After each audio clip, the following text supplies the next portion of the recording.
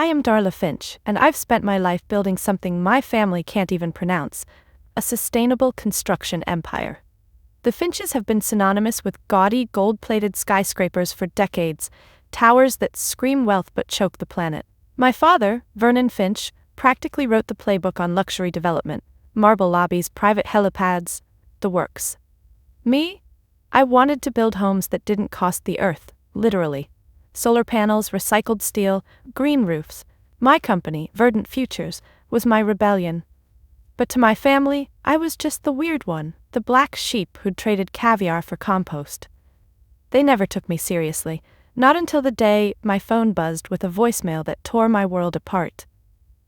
I never imagined my phone would ring at the perfect moment, flipping their smug dismissal into shock. Before I tell you how that voicemail changed everything, let me know where you're watching from and hit subscribe. You'll want to see how this ends. Growing up in the Finch household was like living in a museum of excess. Our Toronto mansion had chandeliers bigger than my first apartment, and every dinner was a performance of who could brag the loudest. Vernon would toast my brother Elton for landing another high-rise deal, while my sister Mavis got applause for her tasteful interior designs. Think velvet everything.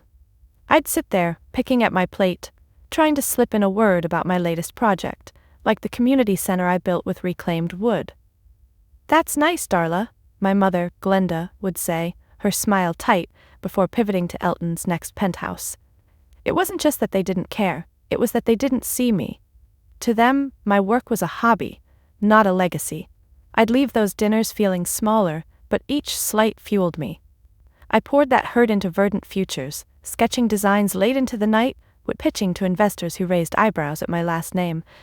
"A Finch doing this," they'd say, like I was betraying some sacred code. The thing is, I wasn't just tinkering. By my late 20s, I'd built a company that was turning heads, quietly. I kept it under wraps, not out of shame, but because I knew my family would find a way to meddle. Vernon had a knack for offering help that ended with his name slapped on everything. So I worked in the shadows, partnering with engineers like Percy Quill, a wiry guy with a knack for solar tech, and accountants like Norma Treadwell who could make budgets sing. We landed contracts for eco-friendly schools, affordable housing, even a net-zero office complex. Every project was a middle finger to the Finch way, proof I could build something lasting without their approval. But the bigger Verdant grew, the harder it was to stay invisible. Rumors started swirling. Gossip about Darla's little tree-hugger thing reached the family grapevine. My cousin Floyd once cornered me at a gala, smirking, "Heard you're building shacks now, cute." I smiled, said nothing, and went home to sign a deal for a sustainable campus.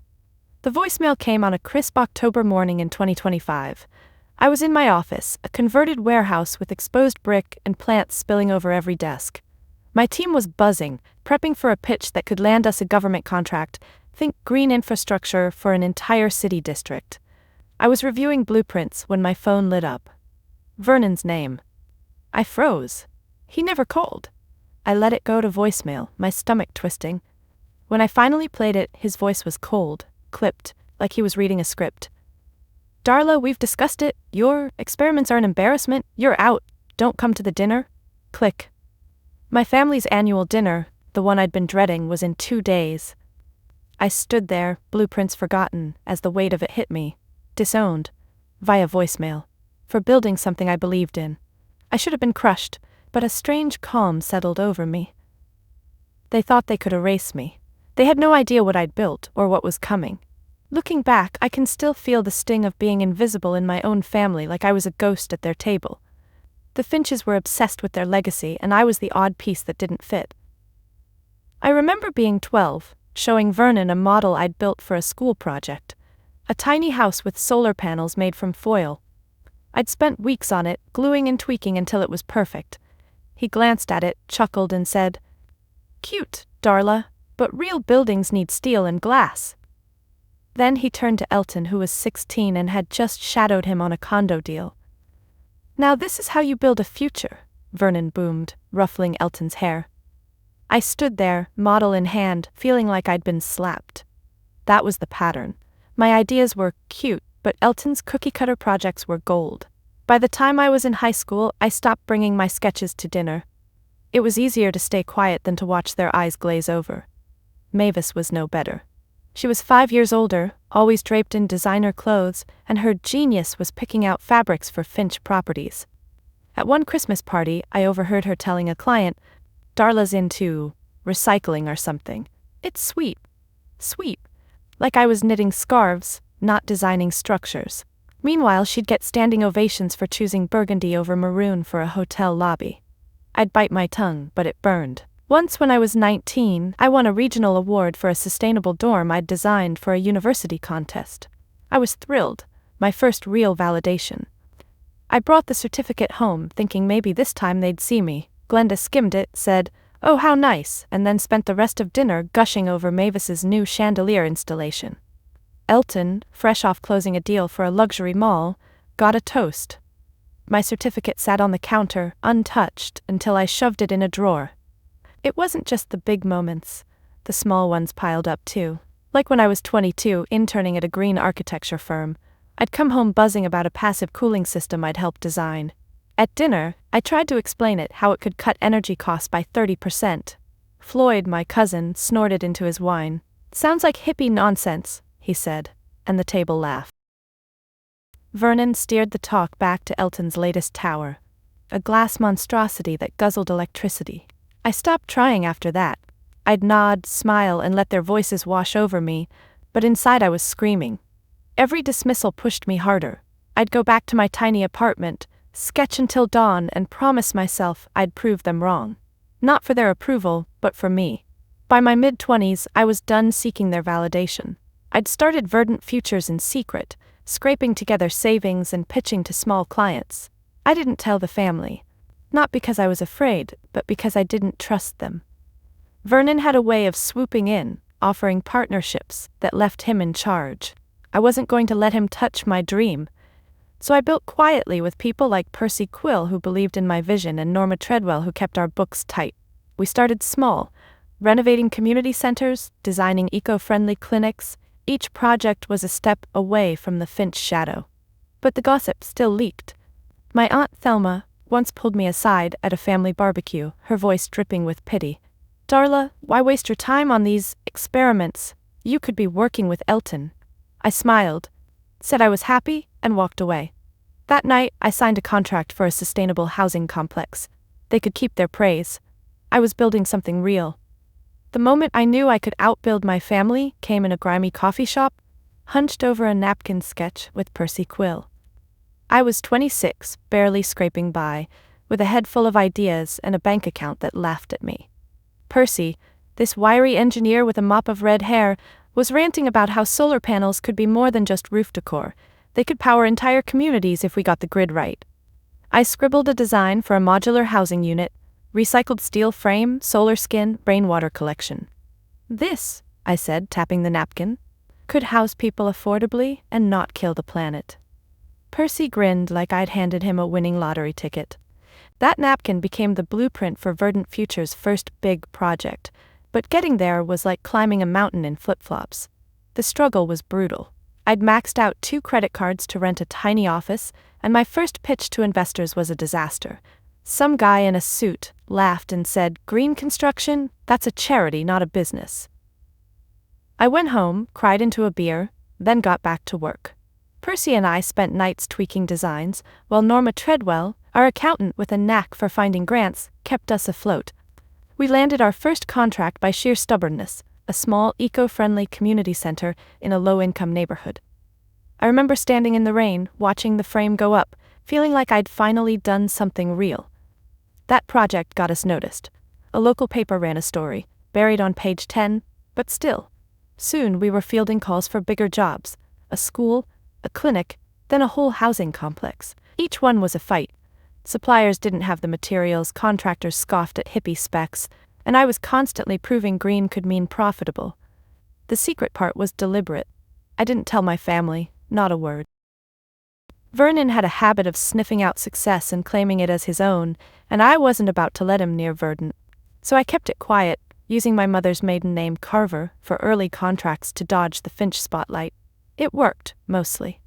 We grew fast, hiring people like Lyle Brody, a structural designer who could make concrete sing, and Fern Gable, a marketing whiz who spun our projects into stories that won hearts. By 2025, Verdant Futures was a name in the industry, with a portfolio of net-zero buildings and a reputation for delivering on time and under budget. We were prepping for our biggest pitch yet, a government contract for a sustainable city district. I'd lie awake at night, half thrilled, half terrified, knowing this could put us on the global map. The success felt like a secret rebellion. Every award we won, every ribbon we cut, was a quiet middle finger to the Finches. I drive past one of Elton's glassy towers, all flash and no soul, and think, my buildings breathe. But the bigger we got, the harder it was to stay hidden. Gossip started creeping into family events. My Uncle Clarence once squinted at me over his whiskey and said, "Heard you're doing something with solar panels?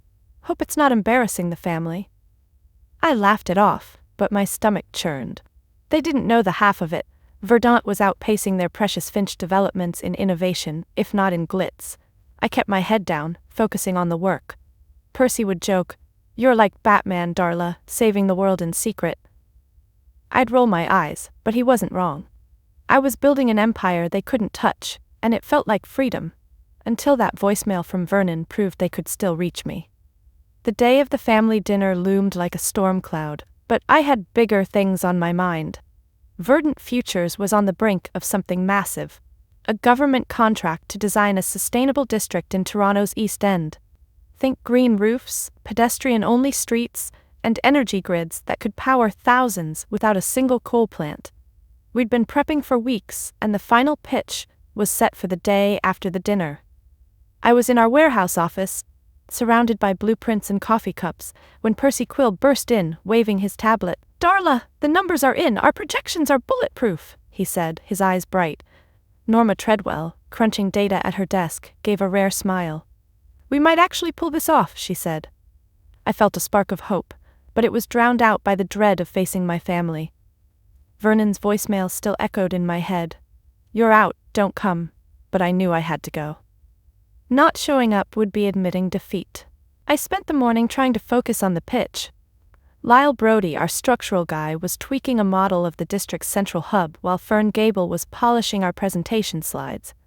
"This is your moment, Darla," Fern said, adjusting her glasses.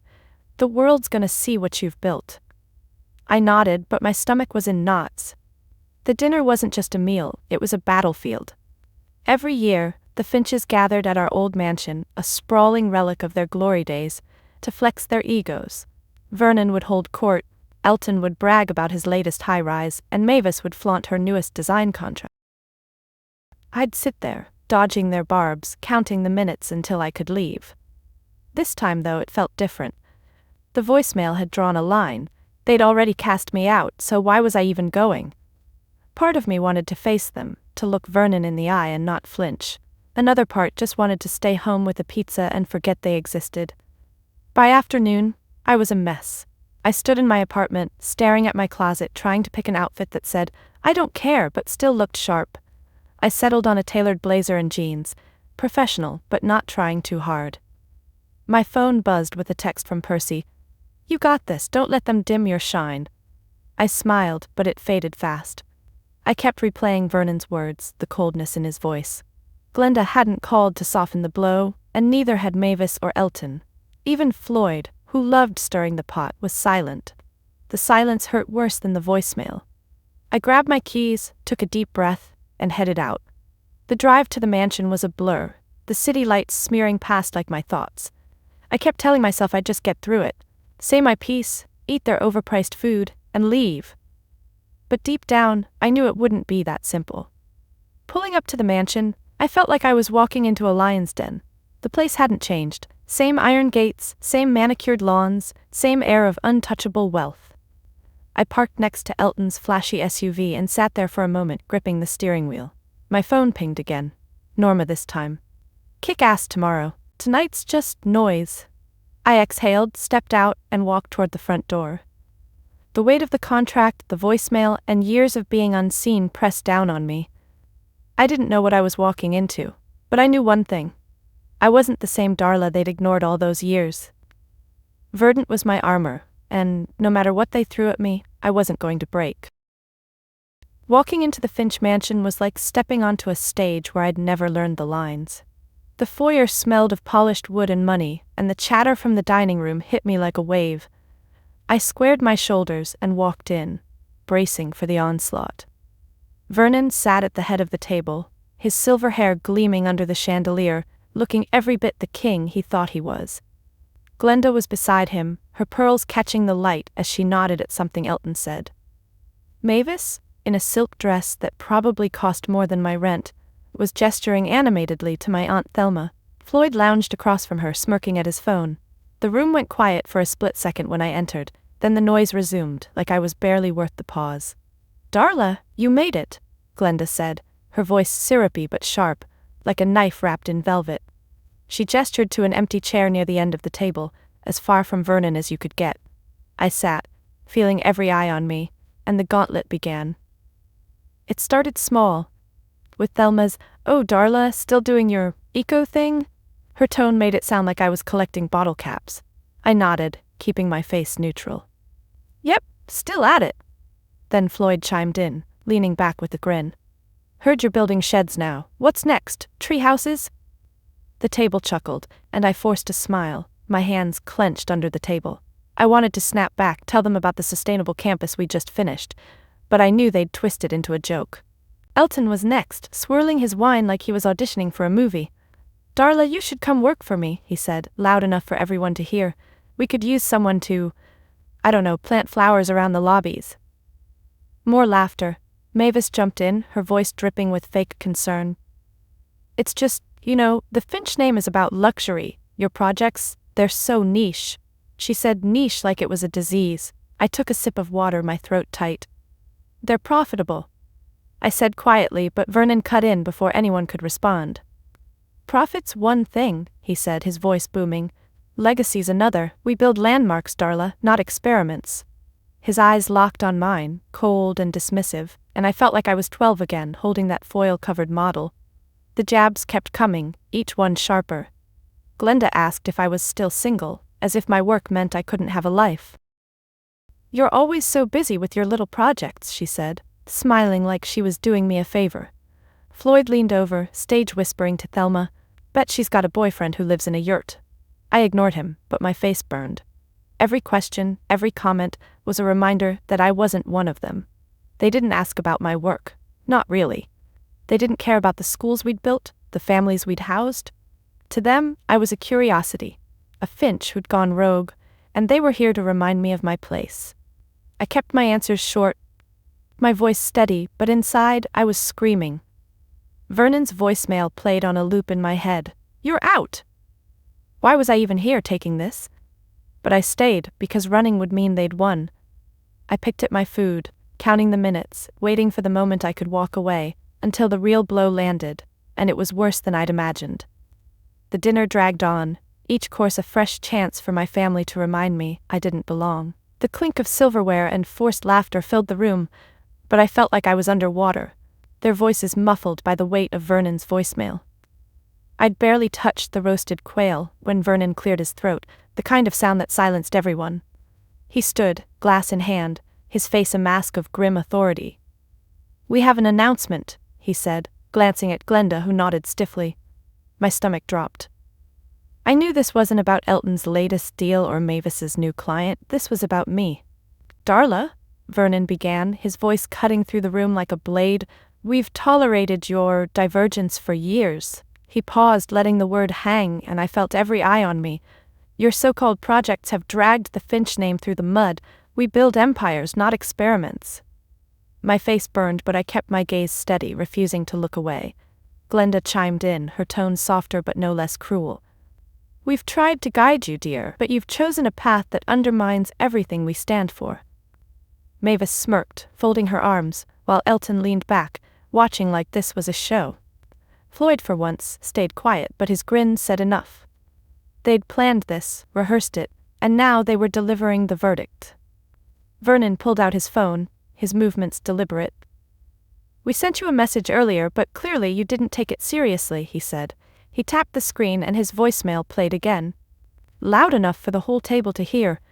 "Darla, we've discussed it. Your experiments are an embarrassment. You're out."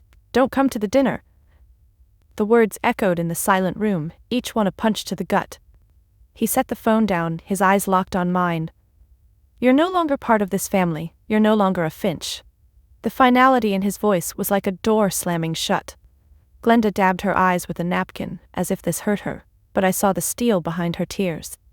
Mavis whispered something to Thelma, who nodded solemnly. Elton just stared at his plate, avoiding my gaze. I sat there frozen, the weight of their words crushing me. Years of being ignored, dismissed, laughed at. It all led to this. Disowned, not just in private, but in front of everyone, with a voicemail played like a public execution. My hands trembled, but I clenched them into fists, hiding them under the table. I wanted to scream, to flip the table, snuff or to tell them about Verdant's contracts, the lives we'd changed. But my throat was tight, and the words wouldn't come. The room felt smaller, the air thicker, and for a moment, I was that 12-year-old girl again, holding a model no one cared about. They thought they'd broken me. They thought this was the end. I opened my mouth to speak, to say anything, but before I could, my phone buzzed in my pocket. I ignored it, but it buzzed again, insistent. Vernon raised an eyebrow, annoyed, but I didn't care. Something told me to check it, and that one decision changed everything. My phone kept buzzing, a stubborn pulse against the silence that followed Vernon's verdict. The whole table stared, their faces a mix of annoyance and smug satisfaction, like I dared to interrupt their grand performance. I pulled the phone out, my hands steady despite the storm inside me, and saw Percy Quill's name on the screen. My heart skipped.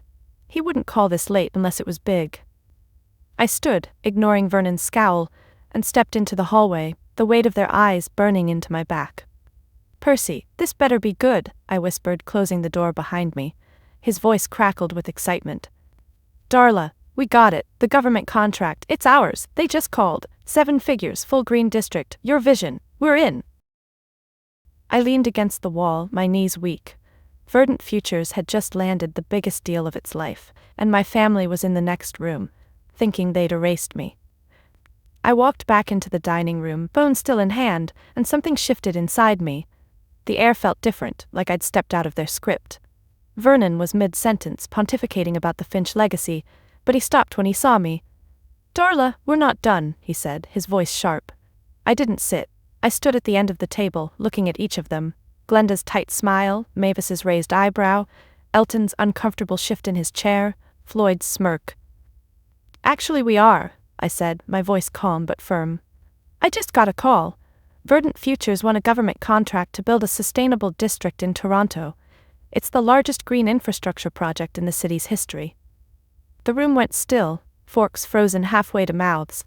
Mavis's wineglass tilted slightly, her face blank. Vernon's jaw tightened, but he didn't speak. I kept going, the words pouring out like they'd been waiting years to escape.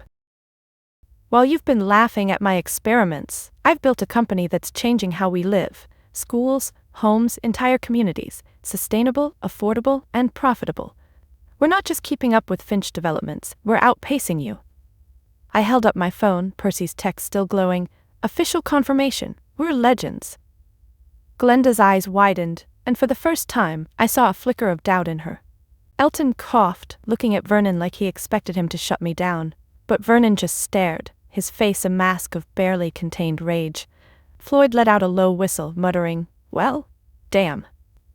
Thelma, clutching her napkin, looked like she'd seen a ghost. They hadn't just underestimated me, they'd been blind to me. The power in the room had flipped, and I felt it in my bones. This wasn't just about the contract, it was about every time they'd dismissed me, every cute and niche that had tried to shrink me. I could have stopped there, let the news sink in and walked out, but I wasn't done. "You think you're protecting the Finch name by cutting me out?" I said, my voice rising just enough to carry. "You're clinging to a legacy that's dying. The world doesn't want your glass towers anymore.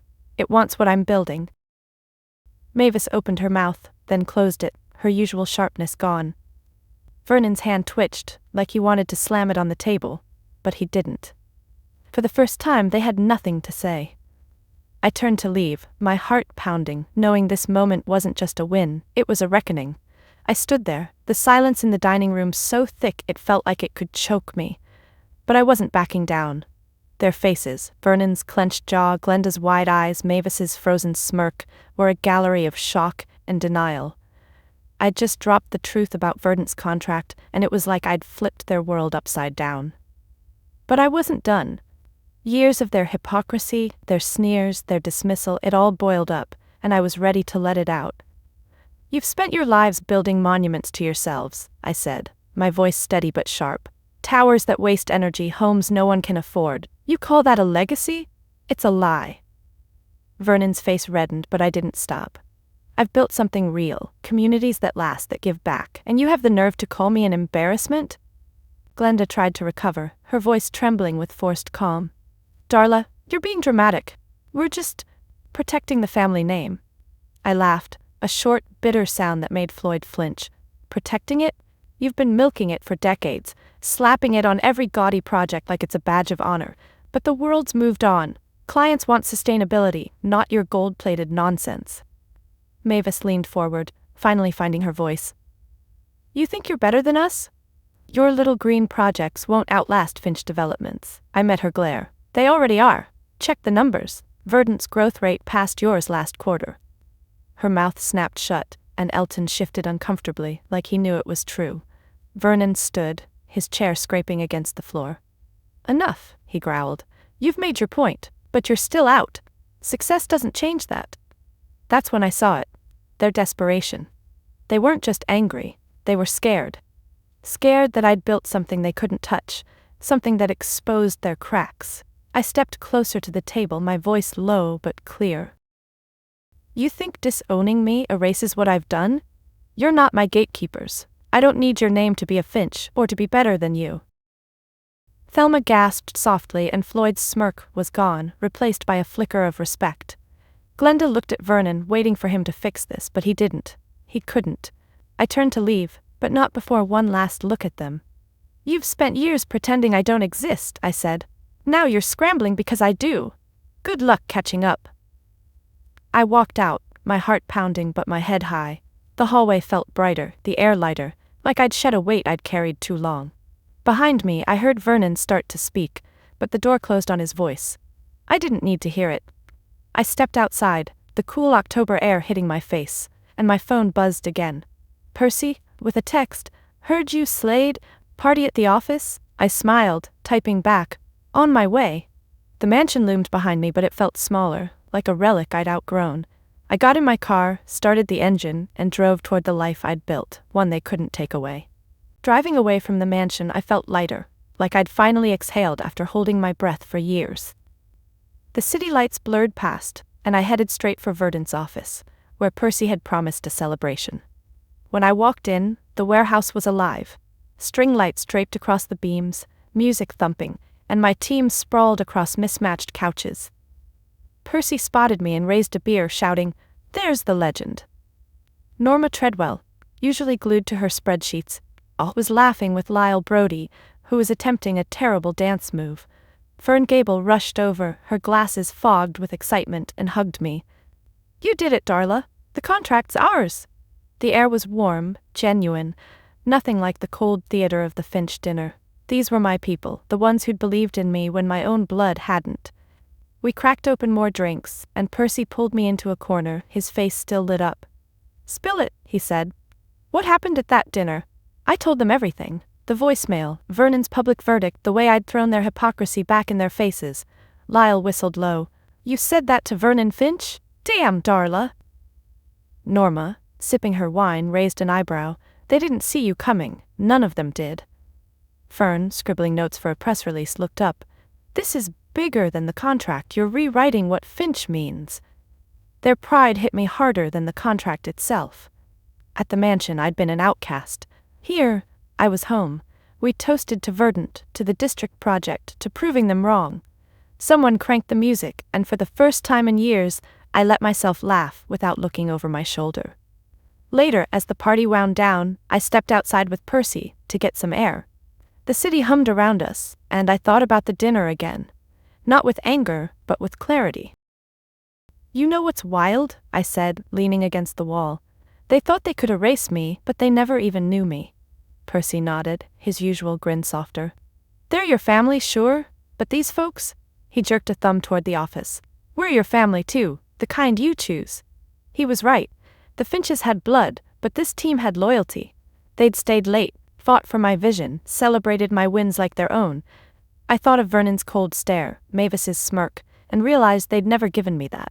Not once. Back inside, Fern was showing Lyle a mock-up of the district's green spaces, and Norma was already planning the budget for our next phase.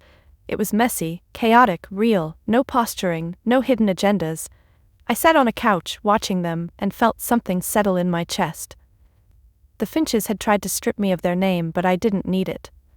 I had Verdant, these people, this moment. It was the opposite of that sterile dining room where every word was a weapon. Here, every word was a bridge.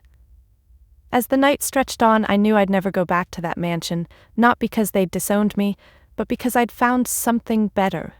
A family that saw me, not the shadow they wanted me to be. The days after the dinner felt like stepping into a new world, one where I could finally breathe. The high of the contract win carried me, but the fallout from the Finches was inevitable. By Monday, my phone was buzzing with messages. None of them apologies. Glenda sent a curt text. You've made your choice. Don't expect an invitation back. Mavis posted a vague social media jab about family loyalty, and I heard through a mutual friend that Elton was telling clients I'd gone off the deep end. Vernon, predictably, stayed silent, but his shadow loomed in the rumors swirling around Toronto's elite. They were trying to rewrite the narrative, paint me as the ungrateful rebel. I didn't care what they said, but I wasn't naive. The Finches had connections, and they could make things messy. I needed to protect Verdant and myself, so I set new boundaries, ones they couldn't cross. First, I cut contact. I blocked their numbers. Vernon, Glenda, Mavis, Elton, even Floyd, who'd sent a half-hearted, nice work text that reeked of opportunism. It wasn't just about anger, it was about peace. Every call, every message was a chance for them to pull me back into their drama, and I was done playing their game. I told Percy and the team to route any Finch-related inquiries to our lawyer, a no-nonsense woman named Rita Voss, who'd handled our contracts for years. They want to talk, they can talk to me, Rita said, cracking her knuckles. I smiled, knowing she'd eat them alive. When a reporter called, sniffing for gossip about the Finch family feud, I gave a statement through Fern. I'm focused on Verdant's mission to build sustainable futures. My personal life isn't up for discussion. Clean, clear, done. Professionally, I doubled down. The government contract was a beast. Tight deadlines, endless permits, and a spotlight that meant every move had to be perfect. I wasn't going to let family drama derail it. I met with Percy, Norma, Lyle, and Fern daily, mapping out the district project. We hired more staff, including a project manager named Wendell Pike, who had a knack for keeping chaos in check. No distractions, I told the team. We're building something that'll outlast their noise. But I wasn't just guarding against the Finches. I was guarding against myself, the part that still flinched at their rejection. To stay grounded, I started journaling, scribbling thoughts late at night. They don't define you. Verdant does, you do. It helped, like a map to keep me from slipping back into their orbit. The hardest part was the whispers. At industry events, I'd catch sidelong glances, hear murmurs about Darla's betrayal. A client once asked, point blank, if I'd stabbed my family in the back. I looked him in the eye and said, I built a company that's changing lives. If that's betrayal, I'm guilty. He signed with us the next day. Slowly the narrative shifted. Verdant's work spoke louder than their gossip. Our projects were in the news, our name on award shortlists. The Finches could spin their story, but they couldn't outrun the truth. I'd built something they couldn't touch, and with every boundary I set, I felt stronger, like I was carving out a space where their shadows couldn't reach. With the Finches behind me, I turned my focus to what really mattered, using Verdant's success to reshape the world, and the Finch name, on my terms. The government contract was our springboard, a chance to show what sustainable construction could do. We broke ground on the Toronto District project in early 2026, and it was like watching a dream come to life. Green roofs bloomed over pedestrian streets, solar panels glinted in the sun, and families moved into affordable homes that didn't sacrifice beauty for function. Percy Quill was everywhere, tweaking energy grids while Lyle Brody obsessed over every structural detail. Fern Gable spun our story into headlines, Verdant Futures redefines urban living. But for me, it wasn't just about the buildings. It was about proving that progress didn't have to mean excess, that the Finch legacy could mean more than gaudy towers. I started giving talks, keynotes at industry conferences, panels on sustainability. At first, I was nervous, expecting the old whispers about the Finch feud, but the audiences didn't care about my family drama. They wanted to know how Verdant made green profitable, how we housed thousands without wrecking the planet. "You're changing the game," a city planner told me after a speech in Vancouver. I smiled, thinking of Vernon's voice calling my work an embarrassment. Every standing ovation was a quiet rebuttal. I leaned into the Finch name, not to honor it, but to redefine it. Press releases called me Darla Finch, founder of Verdant Futures, and I didn't flinch. Their name was mine, too, and I was making it stand for something better: innovation, community, hope. The impact went beyond projects. I set up a Verdant Foundation, funded by our profits, to train young architects in sustainable design. We partnered with schools, offering scholarships to kids from neighborhoods like the ones we built in. At one workshop, a teenager named Josie Tucker showed me her sketch of a solar-powered community center. It was rough, but brilliant, and I saw myself in her. Eager, underestimated. "Keep going," I told her, handing her my card. "We need you." The foundation grew, and so did our reach. Cities from Montreal to Seattle started calling, wanting their own Verdant districts. Each deal felt like a brick in a new legacy, one that wasn't built on my family's gold-plated ego, but on something real. The Finches noticed. I heard through industry friends that Elton was pitching eco-friendly condos, a clumsy attempt to catch up. Mavis tried rebranding her designs as sustainable luxury, but her heart wasn't in it. Vernon stayed quiet, but I knew he was watching. They couldn't ignore me anymore. And that was the point. I wasn't erasing their legacy, I was outbuilding it. At a ribbon cutting for the district's community hub, I stood on a stage, looking out at a crowd of residents, workers, and my team. "This is what a Finch can do," I said, my voice clear. "Build for the future, not the past." The applause roared, and I felt it. I'd taken their name and made it mine, not through revenge but through creation. Standing on that stage at the district's ribbon cutting, I felt a quiet shift inside me, like a puzzle piece clicking into place. The crowd's applause faded, and I looked out at the green rooftops, the families exploring their new homes, and my team: Percy grinning, Fern snapping photos, Lyle checking a blueprint. This was my legacy, not just Verdant's projects, but the life I'd built despite the Finches' attempts to tear me down. I used to think their approval would make me whole, that if Vernon or Glenda ever said, "We're proud," I'd finally feel enough. But as I walked off that stage, I realized I didn't need their validation. I'd found it in myself, in the work, in the people who saw me for who I was. That was my peace. Looking back, I see the arc of it all so clearly. The Finches' rejection, those years of being invisible, the voicemail, the dinner, weren't just pain, they were fuel. Every time they dismissed me, I built harder, dreamed bigger. I thought their verdict would break me, but it set me free. I didn't need their name to be Darla Finch, just like I didn't need their permission to succeed. Verdant wasn't a rebellion anymore, it was my truth. I'd created something that changed lives, from the families in our homes to the kids like Josie Tucker, sketching their own futures. That was worth more than any chandelier-lit dinner or gold-plated tower. I still think about them sometimes. Vernon's cold stare, Mavis's smirk, Elton's silence. Not with anger, but with a kind of distant pity. They're stuck in their world, chasing a legacy that's fading while the world moves on. I don't wish them ill, I just don't need them. My life is full. Late nights with Percy, debating designs, Fern's endless PR ideas, Norma's dry jokes over coffee. I've got plans, more districts, more scholarships, maybe even a book about sustainable cities. But the biggest plan is simpler: to keep being me, unapologetically, without their shadows creeping in. Sometimes I walk through the district at dusk when the solar lights flicker on and kids play in the green spaces. It's quiet but alive, and I feel it. I'm enough. Not because I proved them wrong, but because I proved myself right. I built this, and no one can take that away. That's the peace I've found, not in their approval, but in knowing my worth was always mine to define. Have you ever felt like you had to prove your worth to people who didn't see you? I've been there, fighting to be heard in a room full of voices, that drowned me out.